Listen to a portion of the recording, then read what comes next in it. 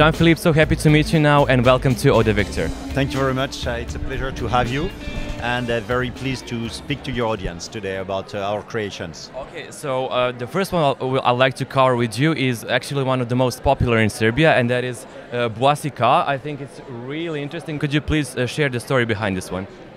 Yes, sure. So first of all, I'm very pleased you like it. So Bois is a perfume which is very dear to me because actually before having that perfume brand, I was working in cigars, handmade cigars, and the idea of Bois was really to capture, to recreate those flavors and aromas I've experienced during those 12 years working in handmade cigars.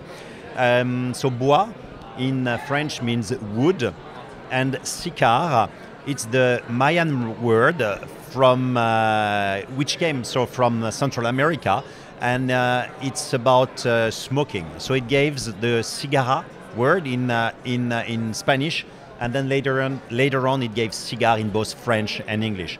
So it's about the wood, the cedar wood, the cedar box where you have the cigars, those cedar leaves you may burn also to light up your cigar. It's about the oak barrel, you know, where you have the single malt whiskey maturing. So it's really that pairing between a handmade cigar and a glass of single malt. It's tobacco, wood, and smokiness. It's the smoke of the cigar, but also the peatiness of the Islay Island whiskey. Yeah, that's how I suppose people really like it because it's so masculine, so raw, and yeah, especially men really love this one. So yeah, before we dive into other collections of yours, I just want to ask you about the name. So it's called Atelier des Ors, so it's you know, atelier of gold. Yes. Yes, and every bottle has, you know, gold inside. So could you please share with my audience why is that? Yes, sure. The idea of the gold and the perfume, it's very simple. The first use of perfume was those burning resins. The smoke was going up, the scented smoke was going up, and people were communicating with the divinities. That's the origin, the etymology of perfume, per fumum, through the smoke. And gold has in every civilization almost always being the representation of the divinities. So it's not to make a perfume about divinities, but it's more something more spiritual. And gold has actually that symbolism around. It's about that quest for perfection, that quest for eternity.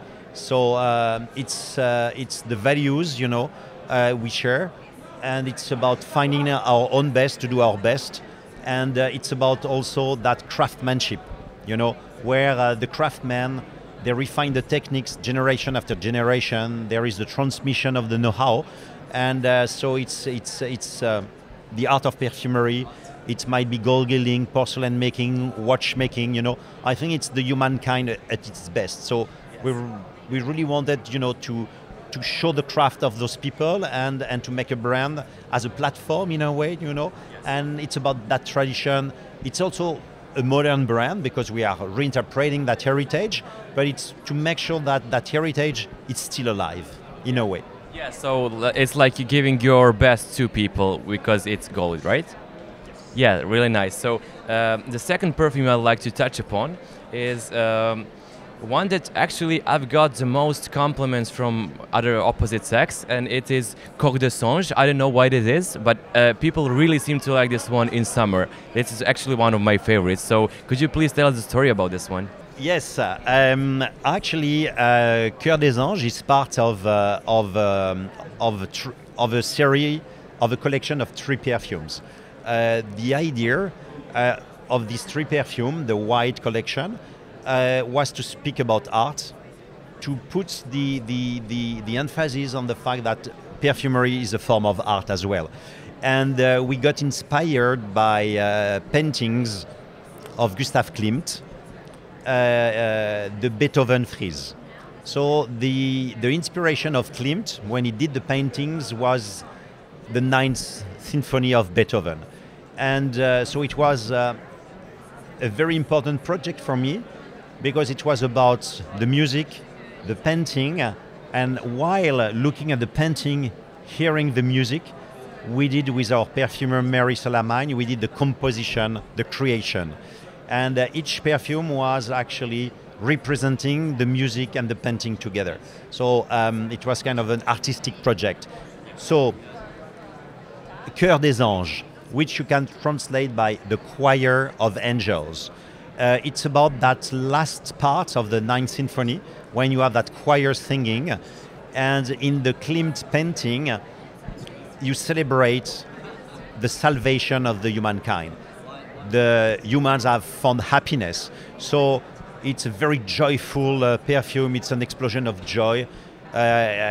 Imagine yourself, you are with the gods, celebrating, you are at God's table, drinking hydromel, so water and honey. So really it's that pure joy, that pure happiness. So we are trying to symbolize that. And backdrop, you have the choir singing. So it's really interesting, and I could understand, as you said, happiness. This one is really fruity, especially at the top with, it was blood orange, right? Yeah, blood orange, yeah. We have blood orange, we have pear, we have some carrot seeds, we do have also some flowers. So really, yeah, it's really very opulent in a way. And we have some beeswax as well, just to remind the hydromel drink. So it's for me it's a powerful composition. It's very unique, and it's very joyous one. Yes, and long lasting as well. Yes. So and to end this video, I'd like to ask you about your newest collection that you're actually presenting this fair at this Esxence, and that is the Blue collection, and especially my favorite from the line, and that is Riviera Drive. So what could you tell about them as well? Yes, sure. So actually, that blue line, we have three scents, and it's the Riviera Collection. So it's about the French Riviera. So the idea was to capture the old glamour of the 60s, 50s, 60s, 70s, of those beautiful hotels like the Carlton Hotel, those convertible cars.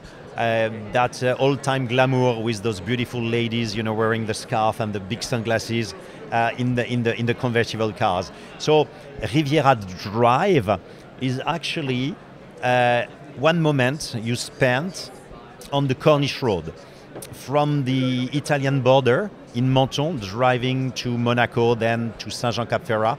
So it's a perched road, and you have the contrast actually between the pine trees, the parasol pine trees, the aromatic plants, a warm sea breeze. So you've got kind of a salty accord to remind you that you are overlooking that very deep blue sea. It's a sunny afternoon, July. You drive that convertible car, so you have that hot air, that marine breeze, kind of salty element, and it's a moment of pure joy, let's say. Yeah, it's really interesting because we in Serbia, we always go to, on a summer vacation to Montenegro, to Croatia, and way to get there is you have to pass, those steep roads with pine trees, but actually they're really near the sub. Yeah, exactly. So yeah, we have the same stretch of coast, with those capes in the sea, with those deep blue water, and the plants and everything are similar. So it's really that Mediterranean Sea, to capture that and to capture that contrast between the land, let's say, and the sea. Actually, that was the idea. Yeah, awesome. So, any last words you'd like to share with your, Serbian or Eastern, Southeastern Europe fans that do you have actually? Yes. So first, I'm very pleased to be able to speak to them, thanks to you, and hopefully very soon you might be able to find our products in Serbia. So then can't wait to visit. And thank you very much for the attention. Thank you very much already for being big fans of Bois Sikar, and I hope you will be able to discover the rest of the collection. Awesome. Thank you once again, Jean-Philippe. It was a pleasure to talk to you. Pleasure. Also, yeah, I'd like to tell you guys, if you enjoyed this video, also be sure to leave a like, and also if you want to follow my channel, be sure to click subscribe. My name is Victor. Jean-Philippe. Thank you very much, Victor. Thank you, and we'll see each other in another video. Bye.